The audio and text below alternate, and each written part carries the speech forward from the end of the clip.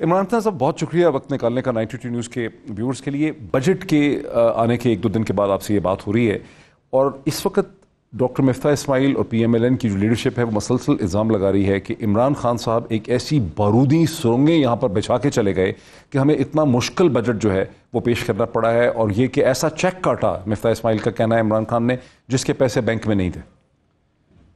دیکھیں پہلے تو اب واضح ہو جانا چاہیے قوم کو ایک چیز کہ یہ اکنامکس کو ٹھیک کرنے آئی تھی, معاشی حالات نہ یہ ٹھیک کرنے آئے تھے, نہ یہ مہنگائی کم کرنے آئے تھے. جتنی بھی چیزیں انہیں کہیں کہ جی یہ گورنمنٹ نااہل ہے تو ہم اہلیت رکھتے ہیں, تو اس کا مطلب کہ ہم تجربہ کار ہیں, ہم اکانومی بھی ٹھیک کر دیں گے, ہم مہنگائی بھی کم کر دیں گے. یہ ان کی اسٹیٹڈ پوزیشن تھی کہ یہ گورنمنٹ نااہل ہے اور ہم آ کے ٹھیک کریں گے. اب ہوا کیا, آتے ساتھ ہی جس طرح انہوں نے اکانومی کو, ملک کی معیشت کو جس طرح انہوں نے سنبھالنے کی کوشش کی ہے, اس کا مطلب ان کا کوئی پلان نہیں تھا.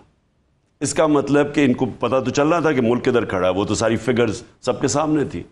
ان کی کوئی پلاننگ یا کسی قسم کی اسٹریٹجی نہیں تھی اکانومی کے اوپر. ان کی اسٹریٹجی صرف ایک تھی, کرپشن کیسز. ان کو سارا وقت مشکل پڑی ہوئی تھی میرے 3.5 سال میں. پرابلم عمران خان سے یہ تھا کہ کسی طرح ہمارے کرپشن کے کیسز ختم ہو جائیں. ان کے 10 سالوں کے اندر مہنگائی بھی زیادہ ہوئی, قرضے بھی چڑھ گئے, نااہلی, گورنمنٹ انسٹیٹیوشنز بھی نیچے چلی گئیں. کبھی انہوں نے ایک دوسرے کو یہ نہیں کہا کہ اس کو گورنمنٹ کو ہٹانا چاہیے, بلکہ ایک دوسرے کے ساتھ مل کے انہوں نے 10 سال حکومت کی. 30 سال سے, اس سے 25 سال سے سارا وقت جی ایک دوسرے کے خلاف لڑتے تھے, الیکشنز ایک دوسرے کے خلاف, ایک دوسرے کا کرپشن کیسز ایک دوسرے, زرداری کو جیل نواز نے ڈالا. اب یہاں آ کے ساری کیمپین چلائی گئی کہ جناب آتے ساتھ ہی کے نااہل ہے, مہنگائی بہت زیادہ ہے. گورنمنٹ میں آ کے صرف اب وہ واضح ہو گیا کہ صرف ایک چیز کی تیاری تھی, کرپشن کیسز ختم کرنا. نیب کو انہوں نے ختم کیا. آج نیب کے اوپر جب پرائم منسٹر بیٹھ جائے, میں بار بار اپنی قوم کو کہتا ہوں کہ ایک ملزم قاضی نہیں بن سکتا, آپ اپنا جج نہیں بن سکتے جب آپ کے اوپر کیسز ہیں. اگر سارا یہ کرنا ہے تو سارے جیلوں کے اندر ملزموں کو کہیں یا جو بھی انڈر ٹرائل انہیں کہیں کہ جناب خود اپنے کیسز ڈیسائیڈ کریں. ایک آ کے نیب ختم, آج سے نیب کی کوئی کریڈیبلٹی نہیں ہے جب سے انہوں نے قانون پاس کیا. نمبر 2, FIA ختم, اور FIA کے اندر تو خوفناک چیزیں ہو رہی ہیں کہ ایک ڈاکٹر رضوان ہارٹ اٹیک سے مرے, دوسرے ایک ان کے انویسٹیگیٹ جو کر رہے تھے یہ شریفوں کے کیس, اس کو ہارٹ اٹیک, میرے خیال میں اصغر ان کا نام ہے یا ندیم نام تھا, ان کو ہارٹ اٹیک ہوا. اور مقصود چپراسی 50 سال کے بھی نہیں ہیں اور وہ ہارٹ اٹیک سے مر گئے ہیں دبئی میں, جو وٹنس تھے ان کی چوری کے اوپر. FIA ختم, نیب ختم, پارلیمنٹ ختم. پارلیمنٹ کے اندر اگر راجہ ریاض اپوزیشن لیڈر ہو جو کہہ رہا ہے کہ میں ان کے ٹکٹ پہ اگلا الیکشن لڑوں گا, اس کا مطلب پارلیمنٹ کی اہمیت ختم. وہ تو یہ کہتے ہیں نا کہ آپ پارلیمنٹ سے چلے گئے, وہ تو مسلسل کہتے ہیں, استعفے بھی آپ کے ایکسیپٹ نہیں کر رہے. وہ کہہ رہے ہیں آپ نے نیشنل اسمبلی کو چھوڑ دیا, پنجاب میں آپ ہیں, GB میں ہیں, آزاد کشمیر میں ہیں, KP میں ہیں, تو آپ نیشنل اسمبلی چھوڑ کے کیوں چلے گئے؟ پہلے تو میں یہ واضح کر دوں نا کہ دیکھیں اس وقت جو سب سے زیادہ ملک کو خطرہ ہے نا, وہ ایک تو انہوں نے اپنی NRO 2 لیتے لیتے سارے ملک کے اداروں کو یہ اب تباہ کریں گے. رہ جائے گی عدلیہ, اور جو ان کا ماضی ہے, جب ججز ان کے کہنے پہ نہیں چلتے, جب یہ ججز کو نہیں کنٹرول کر سکتے, تو ہمیں پتہ ہے کہ انہوں نے سپریم کورٹ کو ڈنڈوں سے حملہ کیا ہوا ہے. ہمیں پتہ ہے کہ بریف کیس چلاتے ہیں, ہمیں پتہ ہے ٹیلی فون کال کر کے کہ جناب جسٹس صاحب یہ فیصلہ کر دیں, جسٹس قیوم. ہمیں یہ ساری چیزیں پتہ ان کی ماضی میں. ہمیں یہ بھی پتہ ہے کہ جب انہوں نے CJ کے کیس ٹیپ ایک وہ آڈیو نکالی ہے جو کہ ثابت ہوگی کہ فیک تھی. ہمیں یہ بھی پتہ ہے کہ وہ جو ارشد ملک جج تھے ان کو بھی ہارٹ اٹیک ہو گیا, لیکن ان کو بھی جو چیزیں سامنے آئی ہیں ان کو کس طرح بلیک میل کیا جا رہا تھا. یہ وہ لوگ ہیں جنہوں نے اپنی کرپشن بچانے کے لیے اب سارے ملک کا نظام تباہ کر رہے ہیں. قوم کے سامنے نظام ختم ہو رہا ہے. یہ سب سے امپورٹنٹ سمجھنا ہے کہ اس لیے غریب ملکوں میں غربت ہوتی ہے. آپ ساری ڈیولپنگ ورلڈ میں یہ دیکھ لیں, ہوتا یہ ہے کہ ان ڈیولپنگ ورلڈ میں جب طاقتور چوری کرتا ہے اور ڈیولپنگ ورلڈ میں ہی جو اقتدار میں آتے ہیں وہ پیسہ چوری کر کے باہر بھیجتے ہیں. جو یو این سیکرٹری جنرل کی فیکٹ آئی پینل کی رپورٹ ہے کہ ہر سال 1700 ارب ڈالر غریب ملکوں سے امیر ملکوں میں جاتا ہے چوری ہو کے. تو اور وہی وجہ ان کی غربت کی. تو اب یہ ہوگا کہ انہوں نے سارا ملک کا جو سسٹم ہے وہ ختم کریں گے اپنی چوری بچانے کے لیے, اور اپنے آپ کو پھر سے NRO2 لے کے پھر سے تیار کریں گے صاف ہو کے پھر سے اپنی چوری. لیکن 2-3 چیزیں نا دیکھیں, لیکن میں صرف ایک چیز اور کمپلیٹ کر دوں کیونکہ میں اوپننگ سٹیٹمنٹ دے رہا ہوں نا. میں صرف یہ کہہ رہا ہوں کہ ادارے ہمارے جو انسٹیٹیوشن جن کے اوپر ملک چلتا ہے وہ آج آپ کے سامنے کرمبل کر رہے ہیں. جو پارلیمنٹ ہے جس کا کام ڈیموکریسی, اور پارلیمنٹ چلتی ہے اپوزیشن اور گورنمنٹ سے, وہ آج پارلیمنٹ ختم. آپ نے اگلا میرے سے سوال پوچھا کہ پارلیمنٹ کو ہم کیوں نہیں پارلیمنٹ پہ جاتے. جی نیشنل اسمبلی سے نکل گئے, سینٹ میں ہیں آپ. میرا پوائنٹ یہ ہے کہ جب ایک ملک کے اوپر اتنی بڑی واردات ہوئی ہو, جب ہم نے ساروں کو بتایا, کیبنٹ کے اندر آیا, نیشنل سیکیورٹی کونسل میں آیا, اسپیکر نیشنل اسمبلی کو دکھایا, نیشنل اسمبلی کی سیکیورٹی نیشنل سیکیورٹی کمیٹی کے سامنے رکھا, پریزیڈنٹ کے پاس گیا, پریزیڈنٹ نے چیف جسٹس کو بھجوایا. مجھے یہ بتائیں کہ جب واضح ہو گیا کہ فورن انٹرفیرنس ہوئی ہے, باہر سے ایک ڈونلڈ لوز صاحب آرڈر کرتے ہیں کہ عمران خان کو ہٹاؤ نہیں تو ہم ایسی تیسی کر دیں گے, امریکن کہتا ہے, اور پھر کہتا ہے کہ اگر اس کو ہٹا دو تو معاف کر دیں گے. تو اتنا بڑا جب, اور کہتا ہے نو کانفیڈنس موشن کو کامیاب کرو گے تو تب ہمیں آپ کو معاف کریں گے. لیکن ان کا کاؤنٹر, میں صرف کمپلیٹ یہ کر رہا ہوں, اس کے بعد آپ سوال پوچھیں.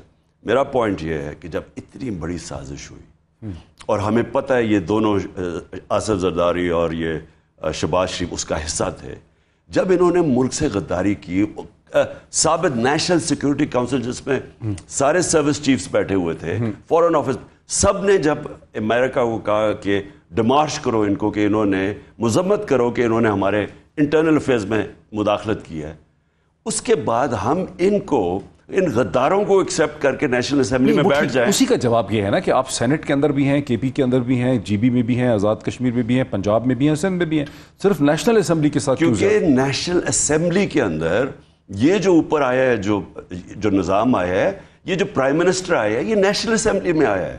جو امپورٹڈ پرائم منسٹر آیا ہے یہ نیشنل اسمبلی میں ہے. اچھا, اس کا کیا جواب ہے جو مفتاح کہہ رہے ہیں کہ آپ نے عمران خان نے ایک ایسا چیک کاٹا ہے جس کے لیے بینک میں پیسے ہی نہیں تھے, ہمیں مصیبت پڑ گئی اس وجہ سے. تو میں پہلے مفتاح اسماعیل سے پوچھتا ہوں, اور یہ اس کے جو چیری بلاسم سے, کہ مجھے یہ سوال کا جواب دے کہ اگر آپ نہیں سنبھال سکتے تھے اور اتنے بیوقوف تھے کہ آپ کے ملک کے حالات کا نہیں پتا تھا, تو آپ نے اتنی سازش کر کے گورنمنٹ کو نکالا کیوں آپ نے اتنی کوشش کر کے گورنمنٹ کو نکالا جب آپ میں اتنی اہلیت ہی نہیں تھی, نہ آپ کی تیاری تھی گورنمنٹ کو سنبھالنے کے لیے. میں آپ کو بتاؤں کہ جو ہم گورنمنٹ چھوڑ کے گئے تھے, آپ صرف پاکستان اکنامک سروے کی رپورٹ پڑھ لیں کہ یہ پاکستان کے جو پچھلے 2 سال تھے یہ ہماری تاریخ کے اور خاص طور پہ پچھلے 30 سال میں سب سے بہتر اکنامک پرفارمنس تھی. یعنی ساری چیزوں کے اندر ہم آگے جا رہے تھے. مطلب یہ کہ انڈسٹری بھی پروگریس کر رہی تھی, ہمارا جو زراعت ہے ایگریکلچر وہ بھی آگے بڑھ رہا تھا, سروس انڈسٹری بھی آگے بڑھ رہی تھی, اور ٹیکس کلیکشن بھی بڑھ رہی تھی, ایکسپورٹس بھی ریکارڈ تھے, ٹیکس کلیکشن بھی ریکارڈ تھی.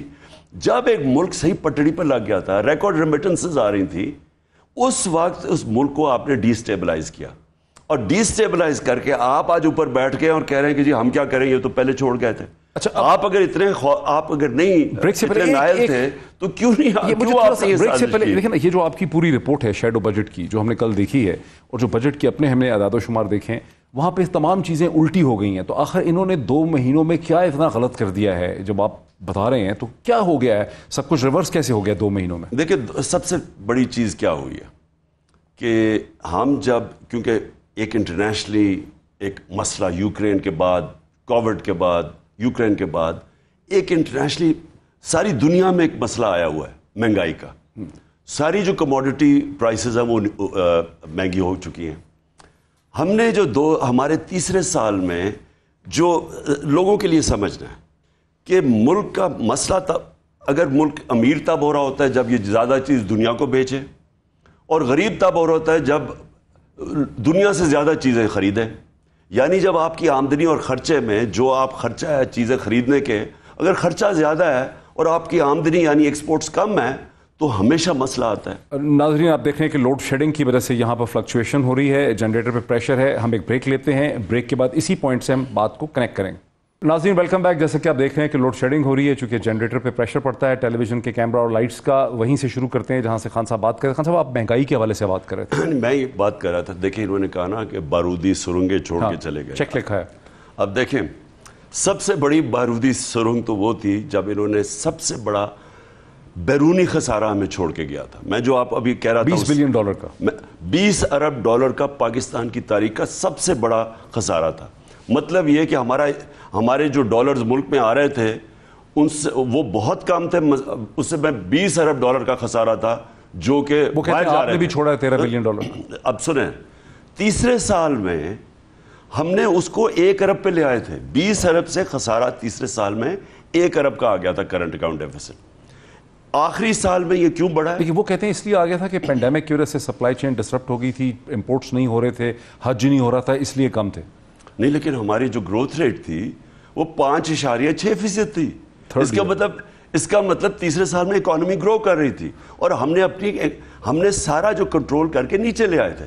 چوتھے سال کیا ہوا, کرونا کی ہمیں وہ ویکسین خریدنی پڑی, وہ کئی ارب ڈالر کی تھی, ایگزیکٹ مجھے نہیں پتا, $3 بلین 3 ارب ڈالر کی ویکسین لینی پڑی.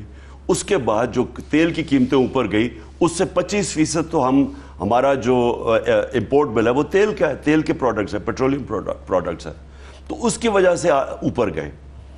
میرا ان سے یہ پوائنٹ یہ ہے کہ جب آپ کو یہ ساری چیزیں نظر آئی تھی, ہماری تو ساری فگرز آپ کے سامنے تھی, تو کیا آپ کو نہیں پتا تھا کہ یہ حالات ہے؟ ہم مینیج کر رہے تھے. ان کا مطلب یہ کہ ہمارے اوپر بھی IMF پریشر ڈال رہا تھا کہ آپ جناب تیل کی قیمت بڑھائیں اور بجلی کی قیمت بڑھائیں. یہ ہمارے اوپر بھی پریشر تھا. یہ آپ کی پارٹی نے جو ایشو کیا ہے اس میں تو اس خدشے کا اظہار کیا ہے شیڈو بجٹ کے اندر کہ شاید IMF کیونکہ انہوں نے بہت سی کنڈیشنز پوری نہیں کی ہیں, پیٹرول کے اوپر جنرل سیلز ٹیکس کی, پیٹرولیم ڈیولپمنٹ لیوی کی, تو شاید IMF پروگرام ان کو نہ ملے. اس صورت میں کیا ہوگا؟ وہ تو آگے کی بات کر رہے ہیں نا کہ اب کیا ہوتا ہے. میں پوائنٹ یہ کر رہا ہوں کہ ہمارے اوپر بھی سارے پریشرز تھے. ہم نے بڑا زور لگا کے اپنے لوگوں کی بچایا ہوا تھا مہنگائی سے. یعنی جو مہنگائی ہمارے زمانے میں تھی اور جو ان کے زمانے میں ہے, میں ذرا اس مہنگائی کے اوپر ضرور آنا چاہتا ہوں کیونکہ انہوں نے ساری اپنی کیمپین ہی کی کہ جی بہت مہنگائی ہوگی. بلاول بھٹو صاحب نے فیصلہ کیا مہنگائی مارچ کرنے کا جب 4 روپے بڑھا تھا پیٹرول. میں صرف یہ موٹی موٹی چیز ہے جو ساری عوام کو اب افیکٹ کرے گی.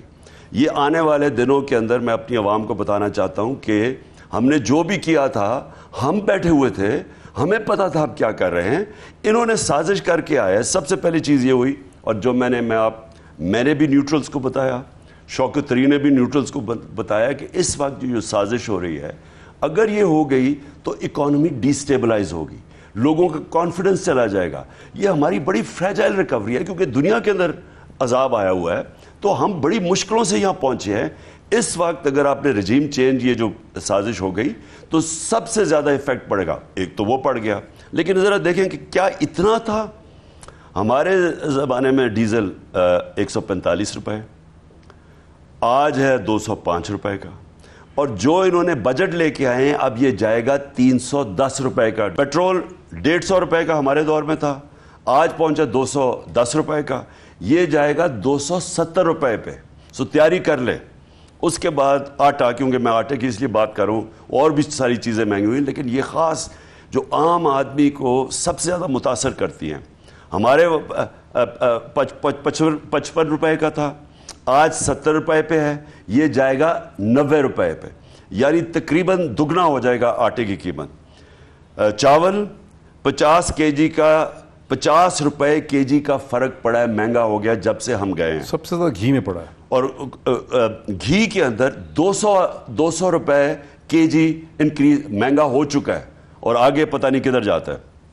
پھر بجلی سب کے سامنے ہے کہ یہ بجلی کے جو اب انہوں نے انکریزز کیے ہیں 16 روپے یونٹ سے یہ 24 روپے یونٹ پہ جائے گا. ہمارے زمانے میں 16 تھا, 24 روپے. ابھی 1 جولائی کو لوگوں کے پاس بلز آئیں گے, اور پھر یہ آگے اس کے بعد مزید اور آگے جائے گا, جو ہم سمجھ رہے ہیں 32 روپے سے 40 روپے یونٹ جائے گا. ذرا آج سے اندازہ لگائیں کہ اس کا کیا ٹیکس ڈل کے 40 روپے کے قریب. ہاں, یہ پورا جب بل آئے گا, میں تو بل کی بات کر رہا ہوں کہ لوگوں کے اوپر جو بل آئے گا, گیس کا انہوں نے 45% گیس انکریز کی ہے. ہم نے 2020 کے بعد گیس کا جو ٹیرف ہے, جو بل ہے, وہ 45% اس کا. اب لوگ ایک سوال پوچھ رہے ہیں, میں نے بڑے بزنس میں, وہ کہتے ہیں یہ مان لیا یہ ساری صورتحال ہے, نہیں, لیکن میں پہلے لوگوں کو بتا دوں ارلی الیکشن کیوں مانگ رہے ہیں. پہلے سن لیں جو سیمنٹ کی میں ابھی بات کر دوں. دیکھیں سیمنٹ کیونکہ ساری کنسٹرکشن انڈسٹری کے اوپر وہ جاتا ہے, 400 روپے بوری سے شروع ہوا تھا, اب 950 روپے بوری چلے گی اور یہ 1000 کے بیچ میں بک رہی ہے. میں یہ صرف یہ چیزیں اس لیے سامنے رکھنا چاہتا ہوں لوگوں کو, ٹھیک ہے, کہ دیکھیں سارا شور بنایا ہوا تھا مہنگائی کا. مہنگائی ہمارے زمانے میں کیا تھی, اور اب 2 مہینے میں جو انہوں نے مہنگائی کی ہے, ہمارے 3.5 سال میں اتنی مہنگائی نہیں ہوئی. سو اس کا مطلب یہ ہے کہ یہ جب آئے تھے ان کی کوئی تیاری نہیں تھی, یہ سارے سلوگنز تھے, یہ صرف گورنمنٹ کو گرانے کے لیے سلوگنز تھے کہ جی بہت مہنگائی ہو گئی.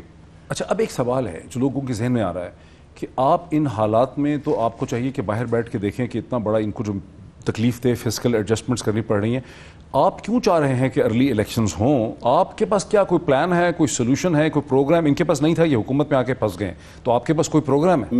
میں تو پہلے انہوں نے جو بجٹ دیا ہے, میں صرف ایک چیز کہنا چاہتا ہوں, مجھے لگتا ہے کہ ان کا زیادہ دیر ان کو پتہ ہے کہ ٹھہر نہیں سکتے یہ, تو یہ بڑا عارضی بجٹ, یہ انٹرم بجٹ ہے, یہ 1 سال کا بجٹ نہیں ہے. ٹھیک, یہ بجٹ انہوں نے دیا ہے کوئی 2 مہینے 1.5-2 مہینے ان کے نکل جائیں, جب تک کہ سارے اپنے کرپشن کیسز ختم کر دیں, الیکشن کمیشن کو پوری طرح تیاری کر رہے ہیں الیکشن ریگنگ کی, اور پھر ہمارے اوپر سارے کیسز کر دیں, اور کیسز کر دیے انہوں نے, FIRs کاٹ دیے ہیں, جیلوں کے اندر ہمارے لوگ یعنی ایسا کبھی بھی جو انہوں نے کریک ڈاؤن کیا ہے ڈیموکریٹک حکومت میں. ہم کھڑے 12 جون میں, سو یہ ساری تیاری کر رہے ہیں. 17 جولائی کو الیکشن ہونے ہیں پنجاب میں 20 سیٹوں کے, وہ کہتے ہیں ہم 15 سیٹیں جیت لیں گے, اس کے لیے وہ بڑی تیاری کر رہے ہیں.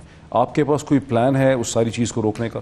دیکھیں پلاننگ تو وہ جو کر رہے ہیں وہ صرف الیکشن کمیشن کے ساتھ مل کے اپنی سارے پولیس آفیسرز لگا رہے ہیں ان حلقوں کے اندر, انہوں نے پوسٹنگز ٹرانسفرز کیا ان حلقوں میں, ڈیولپمنٹ فنڈ استعمال کر رہے ہیں ان حلقوں میں, جبکہ یہ الیکشن کمیشن کے قوانین کے خلاف ہے. یہ اس طرح جیتیں گے, یہ کبھی بھی اگر فری اینڈ فیئر الیکشن ہو. نہیں, آپ ان کو جیتنے دیں گے, آپ کے پاس ایک کاؤنٹر پلان, وہ اس کو یوز کرنا چاہ رہے ہیں شو کرنے کے لیے کہ تحریک انصاف پاپولر نہیں ہے. دیکھیں ہم نے تو یہ الیکشن لڑنا ہے, ہمیں پتہ ہے کہ ان کی کیا تیاری ہے. بائی دا وے ساری جگہ سے پتہ چل گیا, جو انہوں نے پوسٹنگ ٹرانسفرز کیے ہیں اسی سے پتہ چل گیا کہ ان کی گیم کیا ہے. ہم نے تو یہ الیکشن لڑنا ہے, ہم نے پوری طرح کوشش کریں گے اس کو کاؤنٹر کرنے کی. میں یہ سمجھتا ہوں کہ یہ اگر الیکشن جیتے, ان کو اس سطح کی دھاندلی کرنی پڑے گی کہ یہ ابھی سے ساروں کو پتہ چل جائے گا کہ اگر اس طرح اگلا الیکشن کروانا تو کسی نے ماننا ہی نہیں ہے. اگر وہ اس سطح کی دھاندلی نہ کرے, ان کے لیے ناممکن ہے الیکشن جیتنا. میں سمجھتا ہوں کہ جو پبلک کا اس وقت, جو عوام کے اندر اس وقت جو غصہ ہے یہ رجیم چینج کا, پھر غصہ ہے کہ سارے پاکستان کے بڑے بڑے چوروں کو اوپر بٹھا دیا ہے, پھر ان کے کرپشن کیسز معاف ہو رہے ہیں, پھر جو مہنگائی کا سمندر ہے, میں سمجھتا ہوں ان کے لیے کیمپین کرنا مشکل ہوگا. اچھا, لیکن خان صاحب انہوں نے صرف نیب کے کیسز ہی ختم نہیں کیے, انہوں نے الیکٹرانک ووٹنگ مشین بھی ختم کر دی ہے. انہوں نے اوورسیز پاکستانی جن کو آپ نے بلڈ اپ کیا تھا سٹیک ہولڈر کی حیثیت سے, جن کے ریمیٹنسز پہ 31-32 بلین ڈالر کے ریمیٹنسز آئے, انہوں نے ان کا ووٹ کا حق بھی ختم کر دیا ہے. ان کو شک ہے کہ اوورسیز پاکستانیز 176 حلقوں میں جب ووٹ ڈالیں گے تو وہ آپ کو زیادہ ووٹ ڈالیں گے. تو انہوں نے بڑی تیاری کی ہوئی ہے اگلے الیکشن کو بھی مینیج کرنے کے لیے, اور لوگ یہ سمجھتے ہیں کہ آپ کے پاس کوئی کاؤنٹر پلان نہیں ہے. آپ پاپولر ضرور ہیں, اب پتہ نہیں لوگ جلسوں میں کیسے آئیں گے. جب پیٹرول کا ٹینک بھرتا تھا 5,000 روپے کا ہونڈا کا یا ٹوئیٹا کا, اب وہ بھر رہا ہے 7,000 روپے کا یا 8,000 روپے کا. تو وہ ان کے پاس ایک پلان ہے, آپ کے پاس پلان نہیں ہے. دیکھیں ہماری پوری تیاری ہے اور کر رہے ہیں ہم الیکشنز کی. ہم پورے پولنگ بوتھس کو مینیج کیسے کرنا ہے, کہ دھاندلی کو کاؤنٹر کیسے کرنا ہے. دیکھیں اب تو لوگوں کو واضح ہو جائے نا کہ انہوں نے کیوں EVM مشینز نہیں آنے دی. EVM مشینز, وہ ساری جو دھاندلی ہے نا, وہ ان کی 90% ختم ہو جاتی ہے EVM مشین سے. وہ کیسے؟ ساری دھاندلی ہوتی کب ہے, جیسے پولنگ ختم ہوتی ہے اور رزلٹ اناؤنس ہو, اس کے بیچ میں ساری دھاندلی ہوتی ہے. ایکسٹرا ووٹس ڈالے جاتے ہیں فارم 14 میں اور فارم 14-15 تھیلیاں کھولی جاتی ہیں, ڈبل سٹیمپس کیے جاتے ہیں. یہ ساری چیزیں 2015 میں جو کمیشن بیٹھی تھی ریگنگ کے اوپر، سپریم کورٹ کے نیچے، چیف جسٹس کے نیچے، اس پہ یہ سب چیزیں آ گئی تھیں کہ وہ اگر آپ ای وی ایم لے آتے ہیں تو یہ سارا کچھ ختم ہو جاتا ہے، کیونکہ کرتے کیا ہیں، ریزلٹس مانیٹر کرتے ہیں، دیکھتے ہیں کہ کن حلقوں کے اندر اتنی میجورٹی سے یہ چینج کر سکتے ہیں، اگر بہت بڑا فرق ہو تو نہیں کر سکتے. یہ سارا ہمیں پتہ یہ کیا کرتے ہیں. ہم نے ای وی ایم مشینز کے اوپر کیوں زور لگایا؟ کیونکہ اسی کو ختم کرنے کے لیے. انہوں نے کیوں اس کے خلاف گئے؟ 2 سال سے ہم لگے ہوئے ای وی ایم مشینز پہ، انہوں نے نہیں کرنے دیا اور آہستہ ڈیلے کرتے. اور الیکشن کمیشن کے ساتھ ملی ہوئی تھی، انہوں نے بھی یہ نہیں کرنے دیا، جبکہ رپورٹ تھی جس طرح میں نے کہا سپریم کورٹ کی.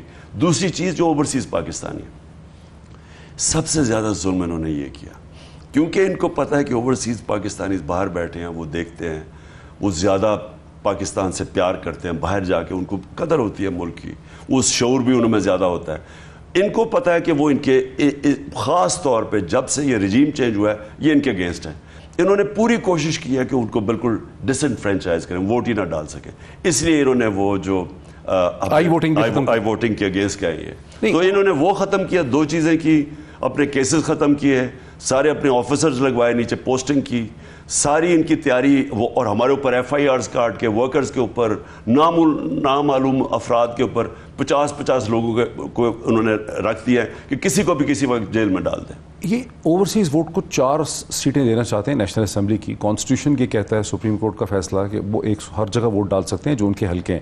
کیا اس چیز کو آپ کی پارٹی ریزسٹ کرے گی کہ ان کو ان کا آئینی حق مل سکے؟ دیکھیں سمپل چیز یہ ہے، ہر پاکستانی کا حق ہے ووٹ ڈالنے کا. اوورسیز پاکستانی اس ملک کا سب سے بڑا اثاثہ ہے. صرف یہ دیکھ لے کہ ہمارے دور پہ جو ہمیں بچایا، اتنا بڑا خسارہ چھوڑ کے چلے گئے تھے، تو تیسرے سال میں خسارہ جو تقریباً ختم کر دیا تھا، وہ اوورسیز پاکستانی جو ریمیٹنسز بھیجی ہیں اس کی وجہ سے ہے. اب ان کو ڈسنفرینچائز کر رہے ہیں صرف اس لیے. وہ تو کر رہے ہیں، آپ کے پاس کیا پلان ہے؟ وہ ہم تو عدالت میں جا رہے ہیں، ہم سپریم کورٹ میں دونوں پہ جا رہے ہیں. نیب کے اوپر بھی جو انہوں نے نیب میں چینجز کیے ہیں، یہ ہو ہی نہیں سکتا کہ شہباز شریف اور شریف خاندان کے کیسز ہو، زرداری کے کیسز ہو نیب میں، وہ سارے نیب کو ختم کر دیں اور اربوں روپے کے. یعنی آپ اندازہ نہیں، یہ تو پکڑے گئے ہیں نا جو اس کے کیسز، تو یہ سارا اپنے کیسز، اس کا مطلب ساری چوری ان کی ختم ہو گئی. اور پھر ایف آئی اے کو ختم کرنا. اس پہ ہم دونوں میں سپریم کورٹ میں جائیں گے. اچھا، آپ جا تو رہے ہیں کورٹس میں، سپریم کورٹ، ہائی کورٹس میں، لیکن ایک تاثر یہ بھی ہے کہ آپ کی کوئی اتنی کامیاب قسم کی لیگل ٹیم نہیں ہے. آپ پنجاب میں حمزہ مائنورٹی گورنمنٹ کے ساتھ بیٹھے ہوئے ہیں، ان کی کیبنٹ بن گئی ہے، وہاں آپ کو کامیابی نہیں ہوئی، عدالت نے آپ کی ابھی تک کوئی سنا ہی نہیں ہے پٹیشن کو. سپریم کورٹ میں آپ بیٹھے ہیں، وہاں انہوں نے 7 اداروں سے رپورٹ مانگ لی ہے، وہاں پر بھی آپ اس کو براڈن نہیں کر سکے ان پٹ کو. ظاہر ہے کہ کمشنر اسلام آباد، آئی جی پی اسلام آباد، آئی بی، سیکٹری انٹیریئر نے کیا رپورٹ لکھنی ہے بیچاروں نے، وہ تو ملازم ہے حکومت کے، وہاں پر بھی آپ کے وکلا اس کو براڈن نہیں کر سکے. تو آپ کو ریلیف نہیں مل رہی کورٹس میں سے کہیں پہ؟ موہد دیکھیں، ہم کوشش کریں گے. میں آپ واضح کر دوں کہ یہ سارا ملک ٹرائل پہ ہے، سارے ملک کے ادارے ٹرائل پہ ہیں. ساری قوم جو کبھی بھی اس طرح کے لاکھوں لوگ ہر شہر میں نہیں نکلے جو نکلے ہیں جب جس دن مجھے ہٹایا اس سے اگلے دن، یہ کبھی بھی پاکستان میں نہیں ہوا. کیونکہ مٹھائیاں بانٹتے ہیں جب کوئی جاتا ہے. پبلک کے اندر بہت بڑا غصہ ہے. پبلک سارا وقت دیکھ رہی ہے اداروں کی طرف، سارے اداروں کی ذمہ داری ہے. اب یہ جو ساری قوم کے سامنے مجھے جو حیرت ہوتی ہے کہ کون سے دنیا کے ملک میں یہ ہو سکتا ہے کہ سارے ملک کے بڑے بڑے چور جو 30 سال سے چوری کر رہے ہیں، جنہوں نے ایک دوسرے کے خلاف کیسز بنائے ہوئے ہیں، یہ کیسز ان کے دور کے بنے ہوئے ہیں، 95% کیسز تو ان کے دور کے بنے ہوئے ہیں، وہ ان لوگوں کو ملک کے اوپر مسلط کیا جائے اور اس کے بعد ان کی ساری چوری معاف کی جائے. یعنی یہ ملک کی توہین ہے، یہ ساری قوم کی توہین ہے. ایک بریک لینی ہے، لیکن ایک دن پہلے آپ نے کہا کہ بہت بڑا ہم پاور شو کریں گے، سپریم کورٹ کے فیصلے کا انتظار کریں. کیا انتظار کر رہے ہیں سپریم کورٹ کے فیصلے کا، کیا پاور شو؟ ہم دیکھیں، سپریم کورٹ نے ایک تو جے آئی ٹی کی رپورٹ سامنے آ گئی. اب جس طرح وہ سرکاری رپورٹ ہے، جن لوگوں نے ظلم کیا تھا ان سے رپورٹ رکھوا دی. یعنی یہ تو ساری قوم نے دیکھا ہے اپنے سامنے. یہ سارے اسلام آباد میں وہ لیتے ہیں جو چیٹرنگ کلاس کیا دو، جو پڑھے لکھے لوگ ہیں، جو انہوں نے اپنی آنکھوں کے سامنے دیکھا انہوں نے کیا کیا. گھروں میں گھس کے جس طرح انہوں نے عورتوں کو جنہوں نے ٹریٹ کیا. ایک بچہ مجھے کل ہی ملنے آیا تھا، بلکہ آج میں نے اس کی ٹویٹ کی ہے. 10 سال کے بچے کو پولیس پکڑ کے لے گئی پولیس اسٹیشن میں کیونکہ باپ نہیں تھا. ایسی چیزیں کبھی نہیں ہوئی اس ملک میں. تو ساری قوم نے یہ دیکھا ہے. تو اگر ہم تو کوشش کر رہے ہیں عدلیہ میں جا رہے عدلیہ کے سامنے لے کے جائیں گے, لیکن اگر عدالتیں کچھ نہیں کریں گی, لوگوں کے فنڈامنٹل رائٹس کو پروٹیکٹ نہیں کریں گی, وہ اپنا وقار کھو بیٹھیں گی. عدالتوں کی جو پریسٹیج اوپر نیچے کوئی نہ اخبار کر سکتا ہے نہ سوشل میڈیا, وہ اپنی ججمنٹس کے ذریعے کرتے ہیں. اپنی ججمنٹس. ایک بریک میں لے لوں خان صاحب بہت کوئکلی, بریک کے بعد یہیں سے بات کو آگے بڑھاتے ہیں آفٹر دا بریک. ناظرین ویلکم بیک. میں موجود ہوں پاکستان کے فارمر پرائم منسٹر پاکستان جناب عمران خان صاحب کے ساتھ بنی گالہ میں. خان صاحب, یہ تو لوگ اب سب مان چکے ہیں, میرے خیال آپ کے ناقدین بھی پرائیویٹلی یہ چیز ایڈمٹ کرتے ہیں کہ آپ کی پاپولیرٹی بڑی واضح ہے. الزام یہ ہے کہ آپ کے پاس اسٹرکچر نہیں ہے اپنی پاپولیرٹی کو ایک سسٹینیبل سکسیس میں کنورٹ کرنے کے لیے. وہ کہتے ہیں آپ کی پارٹی کے اندر کانفلکٹ آف انٹرسٹ ہے. آپ گورنر اسٹیٹ بینک رضا باکر کو لے آئے, اب ان کے کہنے پہ جو حفیظ پاشا صاحب, حفیظ شیخ تھے, حفیظ شیخ جو تھے وہ ابراج گروپ کے لابس تھے. IMF کا پروگرام تقریباً 3 سال چلا, لیکن نہ انفلیشن میں کوئی خاص کمی ہو سکی, نہ سسٹینیبل قسم کا کوئی ڈھانچہ اس کا بن سکا. کانفلکٹ آف انٹرسٹ آپ کی پارٹی کے اندر بہت زیادہ ہے. پنجاب میں لوگ نہیں نکلے, آپ کی پارٹی کے لوگ نہیں نکلے, آپ نکل آئے لیکن باقی لوگ نہیں نکلے. اس طرح کے ایشوز بہت ہیں آپ کے ساتھ. دیکھیے معید, جس طرح کا کوئی ہمارے میں سے کوئی ایکسپیکٹ نہیں کر رہا تھا کہ جس طرح کا انہوں نے تشدد کیا, یہ کوئی نہیں ایکسپیکٹ کر رہا تھا. میں پاکستان کے ساتھ ہی بڑا ہوا ہوں, میں نے کبھی اس طرح کا تشدد نہیں دیکھا. میں نے اپنی پولیس کو, جتنا بھی وہ پولیس تھانوں کے اندر ہم سنتے ہیں, عورتوں اور بچوں کے اوپر اس طرح اوپن شیلنگ نہیں کی. میں نے نہیں یہ کبھی دیکھا. گھروں میں گھس کے عورتوں کو جو انہوں نے کیا, عورت آدمی نہیں تھے, عورتوں کو جو انہوں نے کیا, ڈرایا دھمکایا, یعنی ایسے ہوا کبھی نہیں. اور پھر جو فورس استعمال کی گئی, جس لیول کی انہوں نے موبلائزیشن کی کہ پتہ نہیں, ان کی 3 لانگ مارچز تھیں, ہم نے تو کبھی کسی کو نہیں روکا, لیکن جو کہ یہ ہم ایکسپیکٹ نہیں کر رہے تھے. اور میں یہ جو اگلا پاور شو کروں گا, یہ انشاءاللہ ہم بڑی پلان کیسے کریں گے یہ پاور شو جب یہ سب کچھ ہے؟ پلان کر کے پہلے تو ہم سپریم کورٹ سے پوری اجازت لیں گے کہ کیا ہمیں اجازت ہے اس ملک میں پرامن احتجاج کرنے کی, کہ ایک گورنمنٹ چوروں کے اوپر بیٹھ گئی ہے, کرپشن کیسز ختم کرا رہی ہے, باہر کی آپ کو ایویڈنس مل گئی ہے کہ انہوں نے ایک فورن کانسپریسی کی ایویڈنس آپ کے سامنے ہے, وہ مراسلہ یعنی وہ لیٹر آپ کے سامنے ہے. تو اس کے بعد مہنگائی کا سمندر ہے, اگر ہمیں پرامن احتجاج کرنے کا حق ہی نہیں ہے تو پھر اس ملک میں کہہ دیں کہ جی ڈیموکریسی ختم ہو گئی ہے. سپریم کورٹ کے اوپر یہ بڑا چیلنج, یہ ہمارے نیوٹرلز کے اوپر بہت بڑی نظر ہے اس وقت, ساری قوم وہاں بھی دیکھ رہی ہے. کہنے کا میرا مقصد یہ ہے, ہم تو ڈیموکریٹک پارٹی ہیں, میں نے تو اس کے اوپر کسی صورت ان چوروں کو ایکسیپٹ نہیں کرنا, میں نے تو کبھی نہیں ایکسیپٹ کرنا. میں اب احتجاج کروں گا پرامن. اب ہم دیکھتے ہیں کہ یہ سارے جو ادارے بنے ہوئے ہیں جو ڈیموکریسی کے نام پہ کھڑے ہیں, کیا یہ فنڈامنٹل رائٹس کو پروٹیکٹ کریں گے یا نہیں. میں نے تو نکلنا ہے. عام الزام یہ ہے کہ پچھلے الیکشن سے پہلے نیوٹرلز نے, یہ کسی نے آپ کو بہت سے ونیبل یا وننگ قسم کے کینڈیڈیٹ آپ کو پکڑا دیے جو بعد میں آپ کے ساتھ لوئل بھی نہیں تھے. اب آپ اپنے کینڈیڈیٹس کی خود سلیکشن کر رہے ہیں, آپ کیا دیکھیں گے ایک کینڈیڈیٹ کے اندر اس کو اپنا ٹکٹ دینے سے پہلے؟ جو یہ بائی الیکشنز ہیں ان میں تھوڑا سا فرق ہے, کیونکہ بائی الیکشنز کے اندر کینڈیڈیٹ کا ایک وزن ہوتا ہے. جو جنرل الیکشن ہوتا ہے اس کے اندر ایک پارٹی کا ووٹ ہوتا ہے, اس کے اندر زیادہ جب آپ دیکھتے ہیں نا کہ ایک پارٹی کی ہوا ہے, وہ پھر آپ کے جو پارٹی فیسز ہیں ان کو سویپ کر لیتی ہے. تو تھوڑا سا فرق ہے, لیکن میں پہلی دفعہ میں سارے کینڈیڈیٹس کو خود انٹرویو کر رہا ہوں. اچھا, اب پولنگ ایجنٹس کا بھی مسئلہ ہے. اگر آپ کی پارٹی جنرل الیکشن میں 200 سے زیادہ جگہوں پہ کھڑے کرتی ہے, 220 کھڑی کرتی ہے, تو آپ کو کم از کم بھی 1 لاکھ سے 2 لاکھ کے درمیان میں ٹرینڈ پولنگ ایجنٹ, جس میں لڑکیاں بھی, آدمی بھی چاہیے, عورتیں بھی چاہیے, اور اس میں کچھ لوگوں نے تجویز دی ہے کہ اس میں وکیل بھی ہونے چاہیے. آپ نے وکیلوں کو انگیج کیا ہے, بیکاز جو ینگ وکیل ہوتا ہے اس کو بہت بہتر انڈرسٹینڈنگ ہوتی ہے کہ کیا چیز اس کے سامنے پولنگ اسٹیشن میں ہو رہی ہے. اور یہ خیال ہے کہ آپ کی پارٹی کے پاس وہ اسٹرکچر نہیں ہے جیسے PMLN یا PPP, خاص کر کے PMLN کے پاس ان کو ڈسٹرکٹ مینجمنٹ گروپ کی بھی سپورٹ ہے, پولیس کی بھی ہے, ان کے پاس ڈھانچہ بھی ہے. دیکھیں PMLN تو صرف, اور پیپلز پارٹی, یہ صرف الیکشن جیتتے ہیں, پورا نیچے 30-35 سالوں سے ان کا پورا نیچے ایک سٹاف ہے, ان کو پتہ ہے, آفیسرز پتہ ہے کس نے کیا کرنا ہے. بیسکلی یہ فری اینڈ فیئر الیکشن نہیں جیت سکتے, اس لیے انہوں نے EVM مشینز کو اپوز کیا تھا, کیونکہ EVM مشین ہو تو یہ جو سارا بعد میں کرتے ہیں پولنگ کے بعد جو دھاندلی, وہ ختم ہو جاتی ہے. ہمارے پاس ہم پوری تیاری, ہمیں اب پارٹی 26 سال کی ہو گئی ہے. یہ جب ساری چیزیں آپ ٹھیک کہتے تھے شروع میں, ہمیں پورا ایکسپیرنس ہے. ہم نے یہ جو 2018 کا الیکشن لڑا اس کے اندر حالانکہ پھر تھوڑا ٹائم ملا تھا, ہمارے لیے پورا ٹائم نہیں تھا جس طرح ہم چاہتے تھے. اس باری پوری تیاری کر رہے ہیں, ساری چیزیں جو ہم نے باقاعدہ الیکشن سیل ہے, اس میں ہم پورے والنٹیئر نیٹ ورک ہے اب ہمارے پاس, ان کو پوری طرح استعمال کریں گے. کبھی اتنی زیادہ ممبرشپ ہماری پارٹی کی نہیں تھی جو آج ہے. کسی پاکستان کی تاریخ میں پارٹی کے پاس اتنی ممبرشپ نہیں ہے جتنی آپ کے پاس ہے. اچھا, لیکن تھوڑا سا آگے چلتے ہیں کہ کچھ ایسا بھی ہے کہ آپ کا جو پولیٹیکل ایک بیانیہ یا نیریٹو ہے وہ مغرب کے بھی بڑے خلاف ہے, امریکہ کے بھی خلاف ہے, ہندوستان کے بھی خلاف ہے.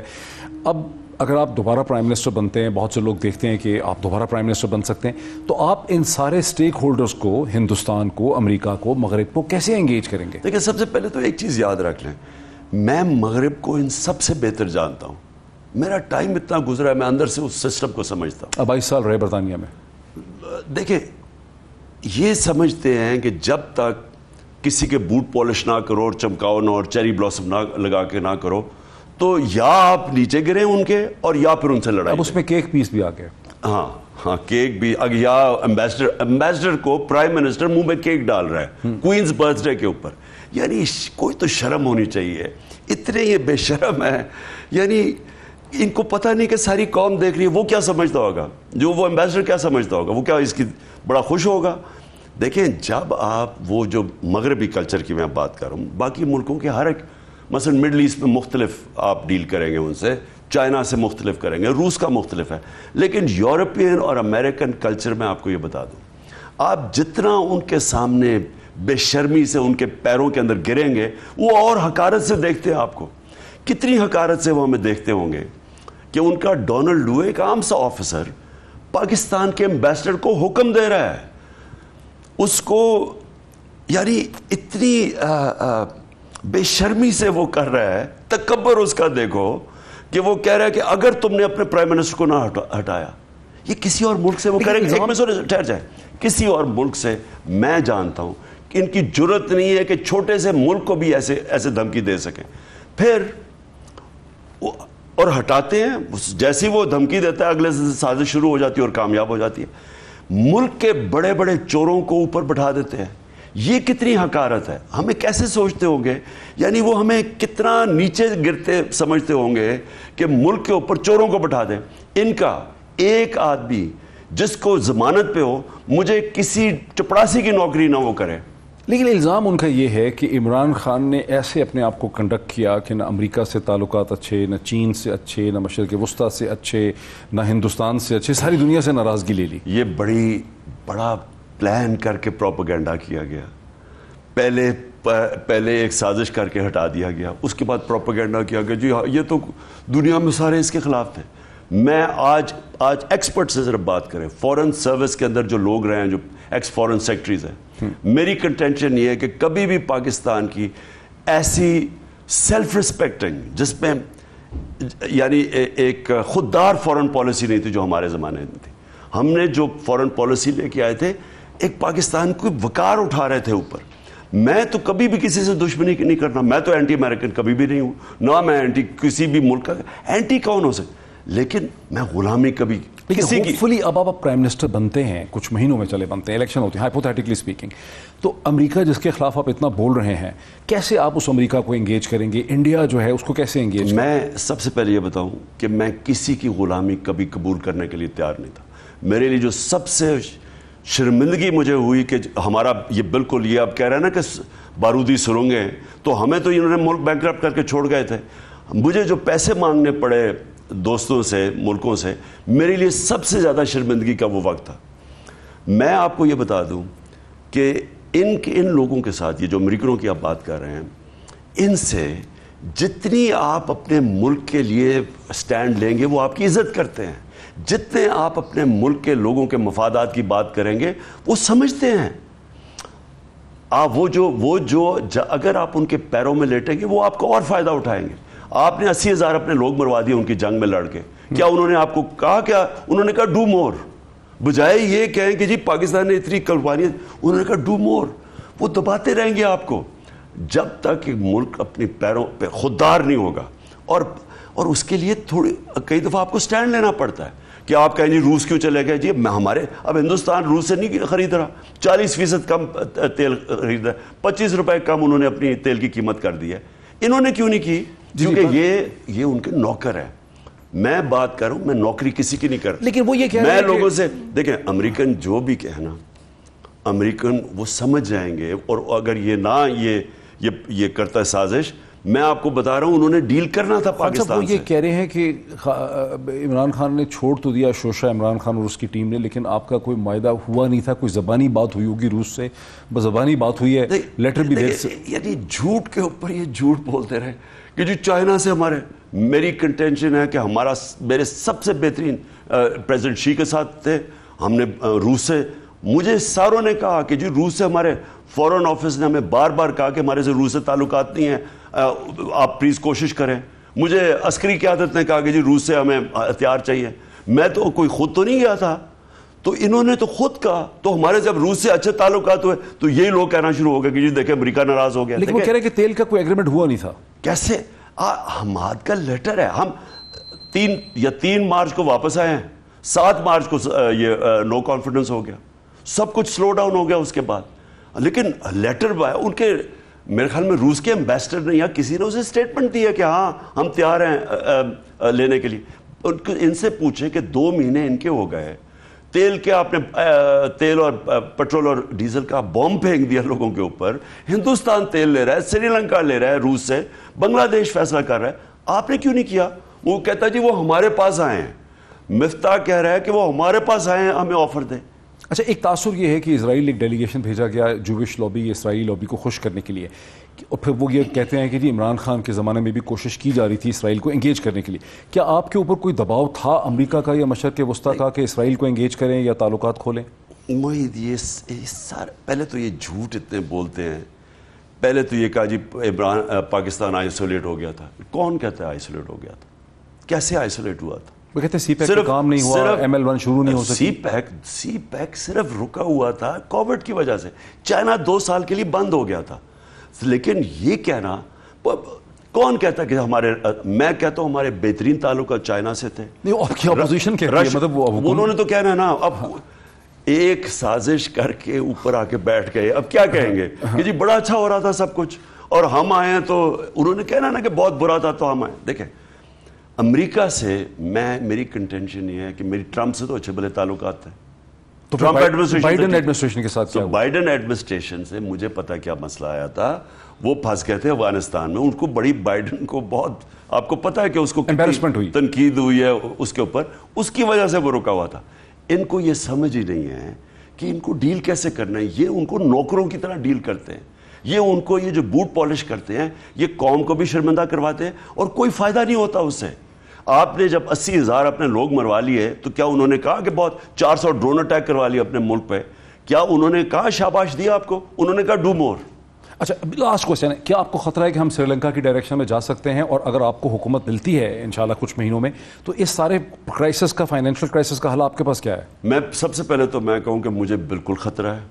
میں نے اسی طرح نیوٹرلز کو بتا دیا تھا اور شوکت طرین نے کہ اس وقت اگر آپ نے کیا اور یہ ڈی اسٹیبلائز ہوا، ہمارے پاس اتنا کوشن نہیں ہے، تو گرنا شروع ہوا تو ملک ٹیل سپن میں ورڈ ٹیل سپن کا یوز کیا کہ یہ نیچے چلتا جائے گا. کانفیڈنس جیسے کانفیڈنس گیا تو ملک نیچے جاتا جائے گا. اوپر سے یہ آ گئے، ان کو پتہ ہی نہیں تھا کیا کرنا ہے. کبھی کچھ ان کو اگر ان کی تیاری تھی تو پہلے آ کے بیٹھتے کہ جی ہم آئے ہیں، یہ غلط کر رہے تھے، یہ ہمارا روڈ میپ ہے. ان کا کوئی روڈ میپ ہی نہیں، ابھی تک اس بجٹ میں روڈ میپ نہیں نظر آیا. اور آپ کے پاس ہے پلان؟ اور ہم کیا کریں؟ ہم جس طرح دن گزرتے جا رہے ہیں نا، آپ نے میرے سے سوال پوچھا کہ ہمیں تو چپ کر کے بیٹھ کے تماشا دیکھنا چاہیے. مجھے خوف یہ ہے کہ جس طرح دن گزرتے گئے، ان کو نہ ان کے پاس کوئی پلان ہے، نہ اہلیت ہے. یہ ملک تو چلا جائے گا اس جگہ پہ جدھر کوئی بھی نہیں اس کو ٹھیک کر سکے گا. آپ کو دے دیں گے، آپ کیا کریں گے؟ میں پہلے تو یہ میں کہوں نا، مجھے نہیں پتا کہ کس سٹیج پہ چھوڑ کے جائیں گے. ابھی تو عشق کے امتحان اور بھی ہیں. ابھی تو یہ نیچے جا رہا ہے. ہر روز آپ اٹھا کے دیکھیں، کوئی بھی اکنامک انڈیکیٹر پازیٹیو ہے. ابھی تو نیچے جا رہا ہے. تو مجھے نہیں پتا کہ کدھر تک نیچے لے کے جاتے ہیں. مجھے خوف یہ ہے کہ سری لنکا کی طرح نہ بن جائے. مجھے خوف یہ ہے کہ یہ نیشنل سیکیورٹی رسک نہ بن جائے کہ ہم ادھر چھوڑ کے چلے جائیں، جبکہ جو ہمیں آخر میں بیل آؤٹ کریں گے وہ ہمیں ایسی ایسی ہماری سے چیزیں کروائیں جس سے ہمارا ملک کا مستقبل تباہ ہو جائے, ہماری سیکیورٹی تباہ ہو جائے. وقت بالکل ختم ہو گیا. آپ نے ہماری discussion former prime minister Pakistan جناب عمران خان صاحب کے ساتھ دیکھی, جو کہتے ہیں کہ خطرہ یہ ہے کہ کہیں پاکستان کی معیشت کو ایک ایسے نہج پہ لے جا کے نہ کھڑا کر دیا جائے جہاں پاکستان کو اپنی نیشنل سیکیورٹی اور ہر قسم کی فورن جو ڈیمانڈ ہے اس پہ کمپرومائز کرنا پڑے. آج اتنا ہی, پھر آپ سے ملاقات ہوتی. بہت شکریہ.